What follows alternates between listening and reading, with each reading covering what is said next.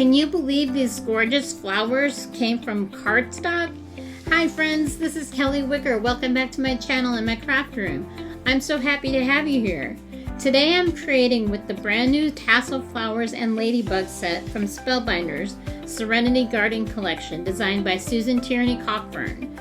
These dimensional flowers are absolutely stunning, and I can't wait to show you how this card came together.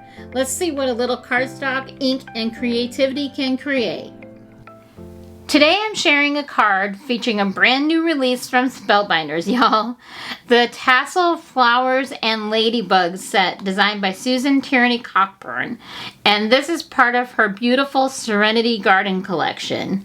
I did receive several items from this set, which is really cool. But this is the one I'm going to be using for today's card.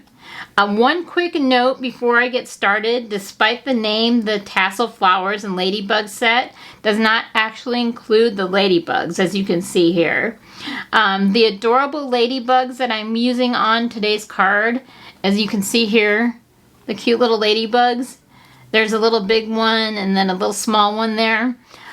Those actually came from an older set called Queen Anne's Lace and Ladybugs etched dies. So you can see the die set there, right there, the etched dies. There's like I said, a little big one and a little small one. They're really cute. So, and this, like I said, this is from a previous Susan collection.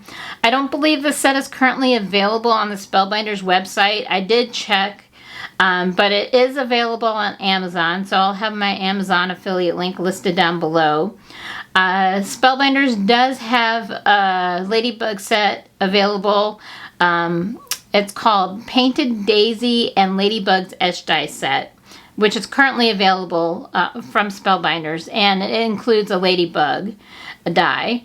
So I will have that linked as well for you if you're interested to be able to have the ladybug on your card. So, just full transparency, y'all, Spellbinders sent me several items from the Serenity Garden Collection to create with as part of their affiliate program. As many of you all know, Spellbinders is a company that is very near and dear to my heart. I am a super fan of Spellbinders, and I'm always excited to share their products because I genuinely love them, and I use them in my crafting every day. I really do. So to bring today's card to life, like I said, I'll be using the Tassel Flowers and Ladybug die set here. And then I'll also be using the Poetic Foliage etched die, which is from this new release. And then I'm going to be using some older dies here. For the background, for the card panel, I'm going to be using the Perfect Touch rectangles and tag etched dies. I'll be using the largest die in this set to create the card panel. And then to do the embossing, there is an embossing folder that goes with this release. I don't have that, but I am going to be using this beautiful embossing folder. This is a 3D folder. It is so cool. I love it so much. It's great for flower cards, making it, using it as a background. Super fun. I hate bees, but I will handle paper bees and and crafting any day. That's the only time you'll ever see me run, is when there's a bee around. But this is a really cool embossing folder, and you'll see me use this. Let me see what else.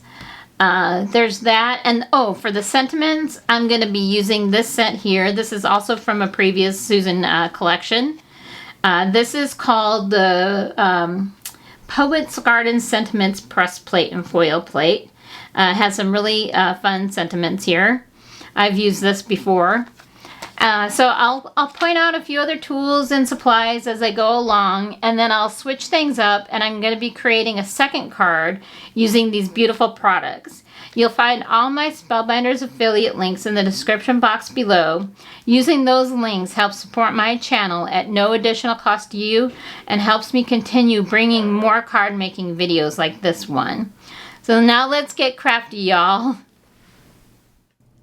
Okay, so off camera, I created my card panel here, as you can see, using the largest die from the Perfect Touch Rectangles and Tag die set, and then I embossed it with the gorgeous Because 3D embossing folder from Spellbinders. I did a few of these steps ahead of time today, because otherwise this video would have been much longer, y'all. So this panel is sized for an A2 card and measures 4 1/4 by 5 1/2 inches. To bring out all that beautiful embossed detail, I'm reaching for a Distress Oxide ink today and a blending brush that I reserved for yellow tones. I gave the brush a quick cleaning before getting started, and now I'm going in with a very light hand, focusing mainly on the raised areas of the design. This is Nina cardstock. The key here is to build the color slowly by using a gentle touch and letting the ink catch just the high points of the embossing folder that we embossed. It really does help highlight all of that amazing texture without covering up the detail. It's a simple technique, but it adds so much depth and dimension to the background. The Distress Oxide ink color I'm using today is called Wild Honey. I thought it was the perfect choice for this background since I'm working with a honeycomb pattern and bees. The warm golden yellow color really helps reinforce that theme while keeping the panel bright and cheerful. After lightly blending ink over the raised areas, I'm also going to bring some of that color around the edges of the panel. I want to highlight some of that texture there, and by adding the ink around the perimeter, it helps frame the design, and then it helps naturally draws your eye toward the center of the card where our focal elements will be. It also adds a little extra depth and dimension, making the embossed background feel more finished and intentional. So I'm still using a light hand here because it's always easier to add more ink than it is to take away. Building up the color gradually gives me much more control and helps preserve all of that beautiful embossed detail. Okay, check out that background. It's so much fun. I could have left it there, but I'm going to take it up a notch. So next I'm bringing in some Simon Hurley Lunar Paste in Gold Rush. I'm not using any fancy tools for this step, just my finger. I simply dip my fingertip lightly into the jar, and a little bit goes a very long way. Then using an extremely light touch, I gently rub the paste across the raised areas of the embossing. What I love about this technique is that it catches only the highest points of the design, adding beautiful metallic highlights without covering up all that gorgeous texture. The gold shimmer also ties perfectly into the honeycomb and bee theme, giving the background a warm golden glow that almost looks like sunlight hitting the panel. It's so pretty. And let's be honest, it's just plain fun. Don't be afraid to get a little messy. It kind of reminds me of finger painting when I was a kid. Remember that? Sometimes it's nice to put down the tools and get a little messy. And plus, you can always get your baby wipes out and clean up your mess. So this is also your friendly reminder to pull out all those pastes and actually use them. They do have a shelf life, and while storing them with press and seal under the lid can help them last longer. Eventually they will dry out. So don't save them for a special occasion. Enjoy them. They add such a beautiful shine and dimension, and I absolutely love the extra sparkle this gives the card panel. It's just so pretty. I'm almost done with this step. What do y'all think so far? Let me know down in the comments. I always love hearing your thoughts and seeing what techniques catch your eye. As I mentioned earlier, I completed quite a few steps ahead of time for this video. In real time, this card, I think it probably took me somewhere between maybe like an hour, hour and a half, probably an hour and a half to create and film. So that's one of the reasons I do some of the prep work off camera. It helps keep the video moving while still showing you all the fun techniques and important details. So, and look at this, y'all. Just a quick swipe with the baby wipe and the lunar paste cleans right up. No special cleanup required. Now we can move on to the really fun part. So just look at that background. The Wild Honey Distress Oxide ink and the Gold Rush Lunar Paste adds so much depth and texture and shine to the honeycomb design. The best part is that all of this beautiful detail creates the perfect backdrop for our paper flowers. The flowers are really going to pop against this background and become the star of the card. Okay, so I have already 2 flowers finished, as you can see sitting in my flower mold tray. I believe this tray is currently sold out on the Spellbinders website. You can always click the Notify Me button, and hopefully they'll bring it back in stock soon. I'm also pulling out my flower shaping kit, as you saw there. Unfortunately, Spellbinders no longer carries that tool. And Spellbinders, if you are listening, please bring it back or create something similar, because it's such a useful tool for flower making. So for the cardstock, I'm using Spellbinders Color Wheel cardstock in Carrot. Off camera, I did give it a light spritz of Distress Spritz, Spice Marmalade, and for just a little extra shimmer and interest. One thing I really appreciate about these flower dies is that the dies are actually numbered, so you know exactly how many pieces to cut for each flower. That takes a lot of the guesswork out of the process. So before shaping, you can see me, what I'm doing here. I'm just grabbing my detailed scissors and cutting each of the projections or petals in half.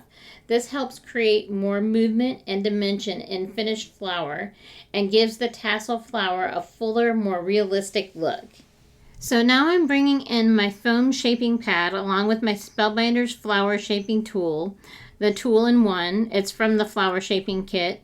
So for this flower, I'm using the medium-sized stylus tip and working each piece in a circular motion.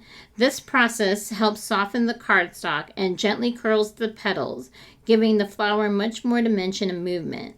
You don't need a lot of pressure here, just let the tool do the work for you. As you shape each layer, you'll start to see the flower come to life and take on a much more realistic look. It's just really cool to see this come together. It's amazing how a few seconds of shaping can completely transform a flat die cut into something that looks like a real bloom.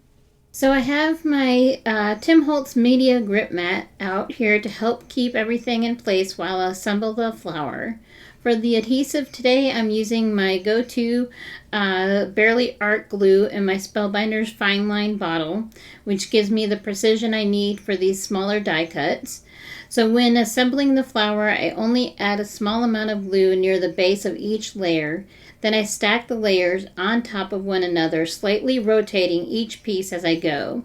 Rotating the layers prevents the petals from lining up perfectly and creates a much fuller, more natural looking flower. This is one of those simple techniques that makes a big difference by offsetting the petals and building up the layers. You get lots of dimension and movement, which really helps bring the flower to life. Okay, this tassel flower is actually really easy to make, y'all, and it's such a fun one to put together. Even though it looks intricate, don't be afraid of these flowers. They're really fun and super easy to put together. The layering and the shaping, it does most of the work for you. So one of the things I recommend doing as I shape the flower here is I recommend watching Susan's how-to videos on the Spellbinders YouTube channel. She really goes into detail on how to put these together. I highly recommend watching those.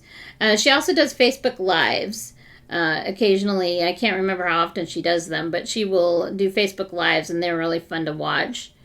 So I am just adding the flower center here, the stamen, I think it's called. This small detail really completes the flower, and I'm just spritzing the paper flowers over there to help them stay in place, and then I'm going to clean up my work area here.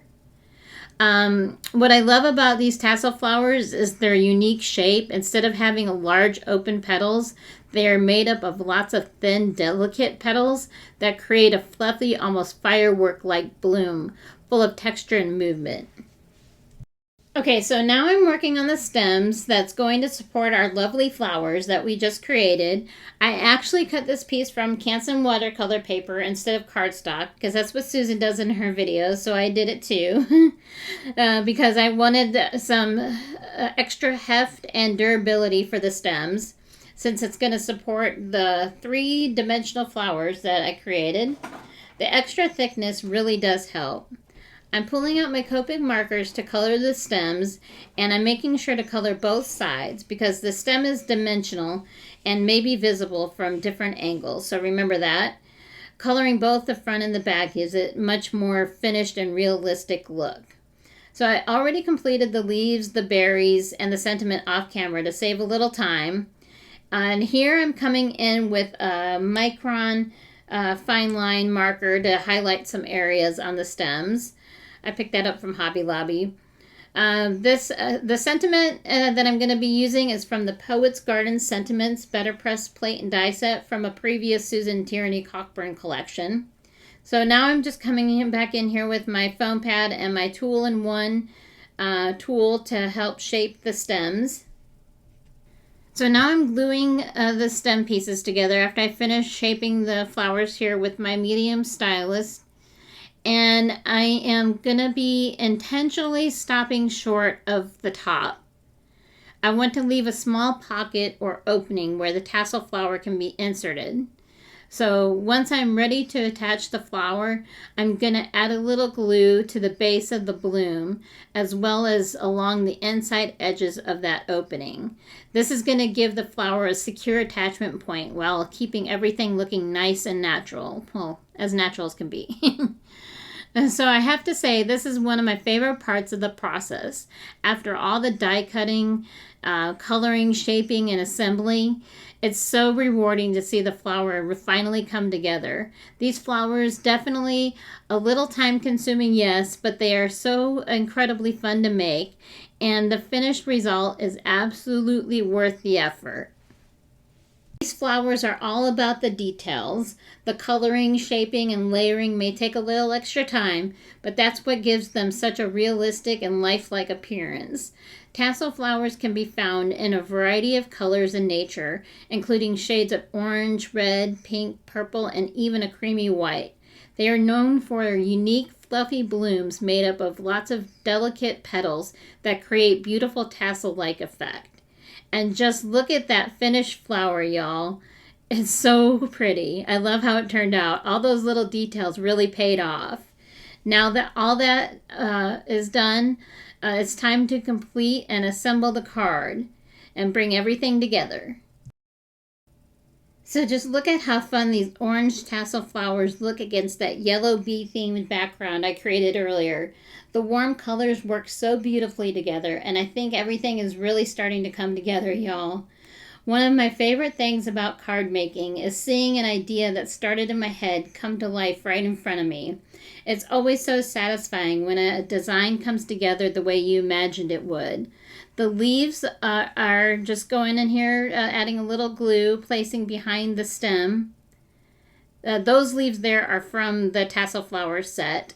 The other leaves that I'm going to be using are from the Poetic Foliage die set from the new release, the Serenity Garden release. To give them that fresh, dewy look on some of the leaves there, I brushed on some Spellbinders glaze and glue with a paintbrush. It's a small detail, but details like that can really elevate a project. And remember, speaking of details, I'm especially happy with how the berries turned out. They add the perfect little pop of color and texture to the arrangement. Just wait till you see them go on here. And I think they really just help finish off the design. So I'm just playing around with the arrangement here and figuring out where I want everything to go. Sometimes it takes a little trial and error before all the pieces find their perfect spot. So I already had sort of an idea, but it's just fun to play around and change things up. So now if these were real flowers, they'd probably be in trouble because I'm not exactly known for my gardening skills. I'm better with houseplants. Well, getting better with houseplants. But let's just say paper flowers are much more forgiving. They never need watering. They don't mind being ignored for a few days, and they don't give me that disappointed look when I forget about them. Thankfully, these blooms are staying beautiful no matter what I do. And honestly, arranging paper flowers is much more my speed. I'm not going to lie. I'm kind of impressing myself here, y'all. All that shaping, layering, and detail work is really paying off. It really goes a long way with that detail.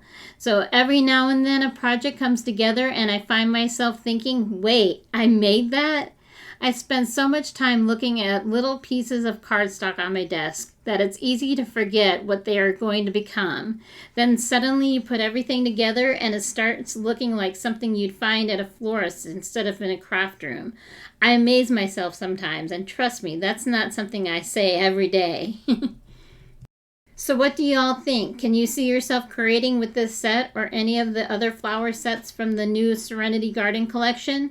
Let me know down in the comments. I always enjoy hearing which products catch your eye and what you'd create with them.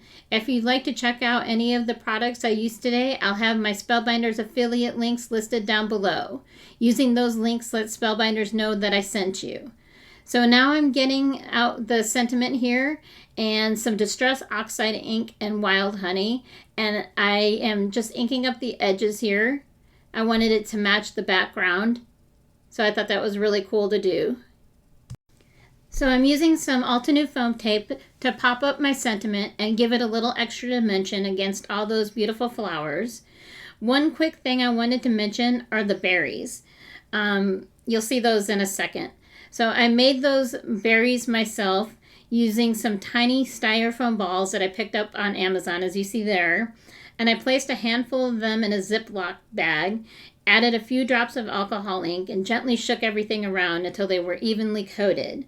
I actually tried coloring with acrylic paint first, but I wasn't thrilled with the results. So the alcohol ink gave me a much smoother finish and a more vibrant color, and I was able to adhere them much easier than the acrylic paint.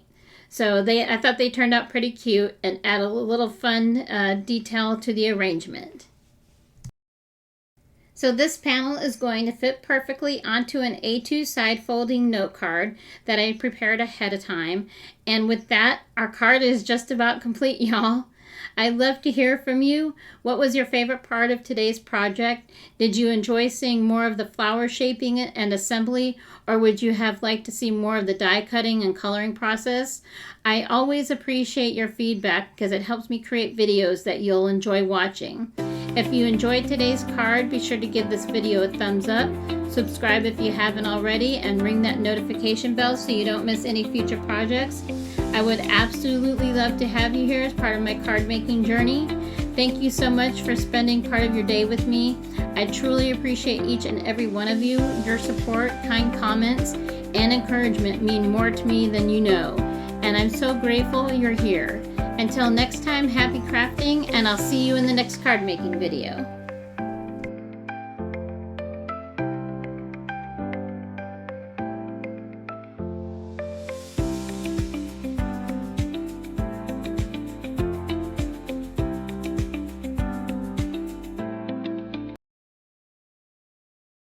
Ciao for now.